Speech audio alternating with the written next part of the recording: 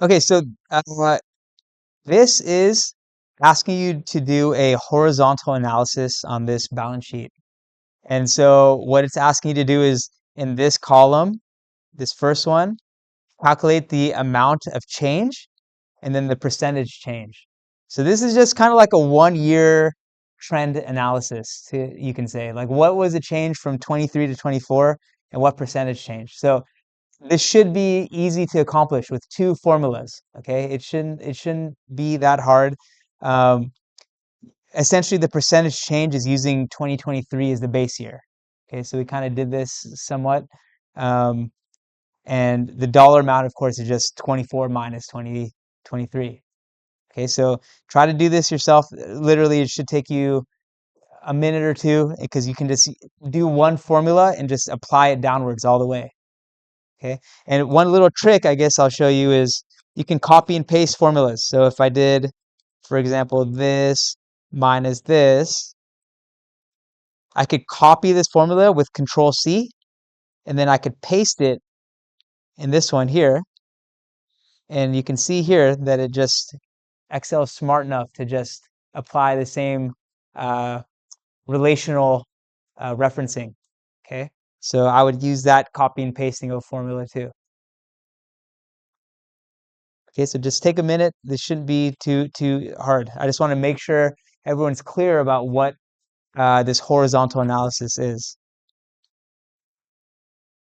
Okay, so hopefully everyone, I kind of I kind of gave you the formula for the calculating the change, which again is just 24 minus 23,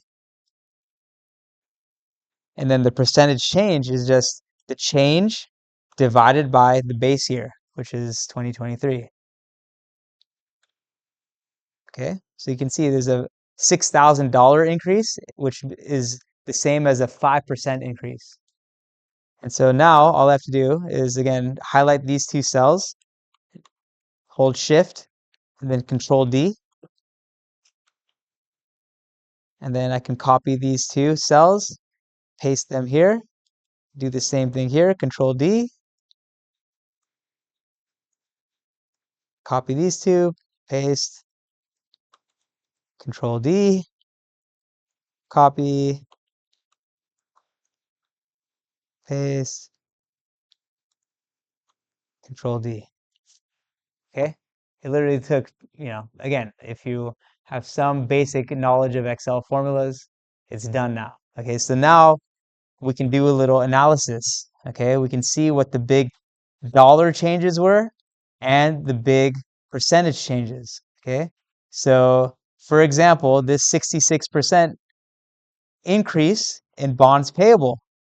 Okay. This is standing out to me because not only is it a big percentage increase, it's also a big dollar increase. And you can see here that we issued a lot more bonds. Okay. So this could be something that I'm going to have to, check on. Okay. Why is my business getting more levered? Is it, uh, we've raised all this new capital? Is that a good thing or a bad thing? Where is that money gone? So I'm going to now be clued in that some big changes happened that I should now pay attention to. Okay. What else do I see here? Well, I can see that my current liabilities went down a lot. Okay, so there's something going on here. Maybe this and this are related. Okay, maybe we paid off these accrued liabilities. We would need to know what this is, right? Maybe this bond issuance is related to this payoff. Okay, so what this analysis is trying to do is to highlight the important things for you to focus your analysis on. And it's going to be if it's a big percentage and a big dollar amount change, that's definitely something you need to investigate. Sometimes there will be things that are like big percentage changes, but there's such small dollar amounts that it doesn't matter, right? If let's say you had like salaries payable went from $1 to $10, okay?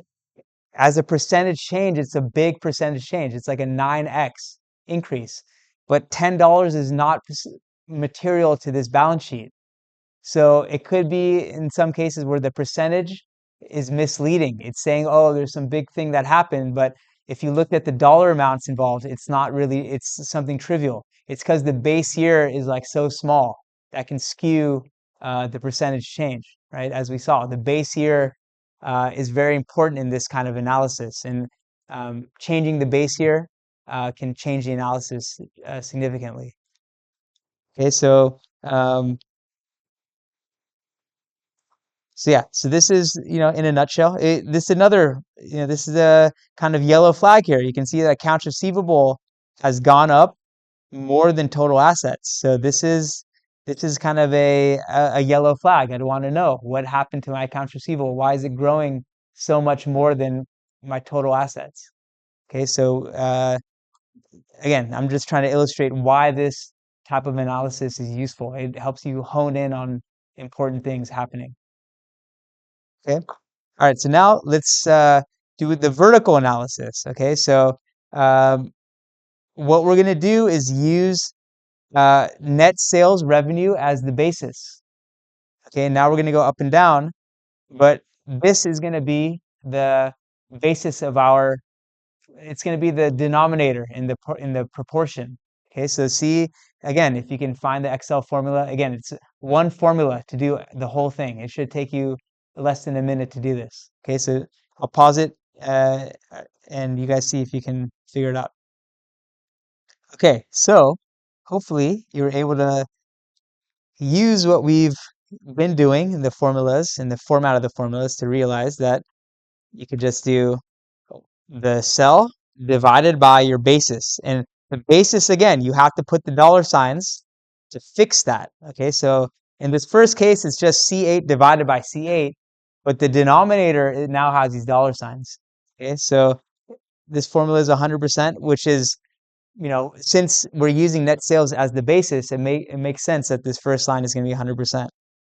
Now we can just apply the formula down. Okay, and you can now see that the top number, since it did not have the dollar signs, moved down, but the denominator stayed fixed on net sales. And then you just do this here. Okay, so this analysis is really useful because we've already calculated a lot of the margins. This is your gross profit margin. This is your kind of operating margin. This is your net income margin. Okay, so you can kind of see out of every $100 of revenue that you generate, $22.48 you're keeping as profit, and you can just see all the other like steps in that process, right? And you can see kind of where all the money is going. Okay, you can see that for every $100, $55.41 is cost of goods sold. $16 is operating expenses. 54 cents is interest expense. $5.50 is tax expense. And then if you take all that together, that leaves you with $22.48. So this vertical analysis is very useful for looking at margins, okay? And seeing also like your operating expenses, right? It's 16% this year. Maybe you look at last year and you compare what percentage was operating expenses last year and the year before that, and you can see what the trend is. Okay, you would hope that it's proportionally the same as revenue, because of course your revenue is changing every year too, right? Maybe your revenue has gone up a lot, and in order to see if your margins are getting better, if your net sales revenue has gone up 100%, and your operating expenses have also gone up 100%, actually technically you'll still be better off because you would hope that, like, for example, let's just put numbers to this: 200, 150. Okay. Hey. You can see here that yeah, I guess it would be proportionate. Okay, so you can see that both of these have doubled. Let's do something here. Yeah, it does. Okay, so um, you can see that the revenue doubled. If your expenses doubled, your profit is going to double. Um, so you would hope that if your revenues double, your expenses will not double, right? But you can see here that in this case, if you did your vertical analysis, they're going to be exactly the same for both years.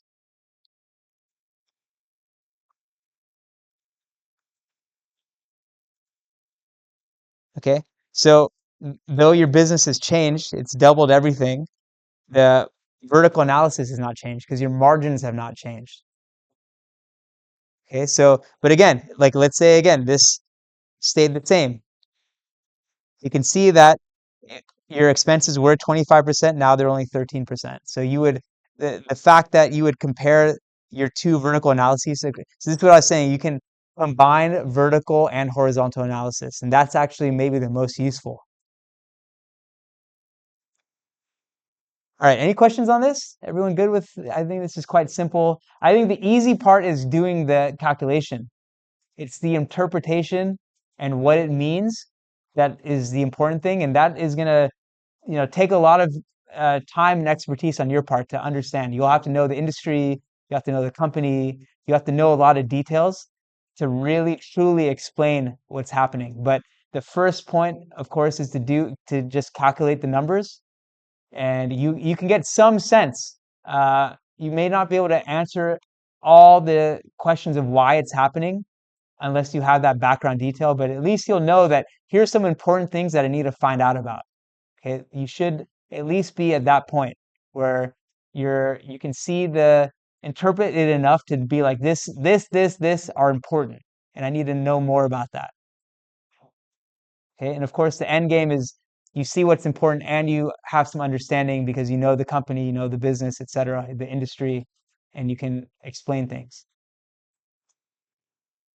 Okay.